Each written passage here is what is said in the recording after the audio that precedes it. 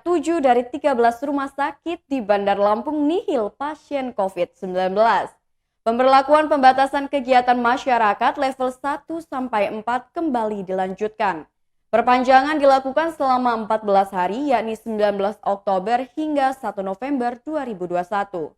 Hal itu diumumkan oleh Menteri Koordinator Bidang Kemaritiman dan Investasi Luhut Binsar Panjaitan dalam siaran kanal YouTube Sekretariat Presiden pada Senin 18 Oktober 2021. Namun, tidak dijelaskan bagaimana posisi Bandar Lampung terhadap level PPKM untuk 14 hari ke depannya. Juru bicara Satuan Tugas Penanganan COVID-19 Bandar Lampung, Ahmad Nurizki Erwandi mengatakan, Pemkot dalam posisi selalu siap terhadap hasil evaluasi kebijakan tersebut. Ia pun menjelaskan kondisi Bandar Lampung terkait kasus COVID-19 semakin membaik. Itu juga dilihat dari okupansi atau keterisian tempat tidur, bed occupancy rate. Pasien COVID-19 di Bandar Lampung hanya 2,13%.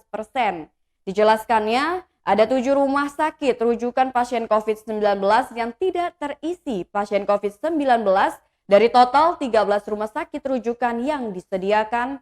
Hanya 16 bed terisi dari total 751 bed isolasi yang ada. Sementara realisasi vaksinasi COVID-19 di Bandar Lampung sudah mencapai 976.860 dosis. Rinciannya 638.439 suntikan dosis pertama, 334.659 dosis kedua, dan 6.762 suntikan booster. Kota Bandar Lampung tidak ada penambahan kasus COVID-19 hari ini. Hal itu disampaikan Satuan Tugas Penanganan COVID-19 Provinsi Lampung dalam keterangan tertulis.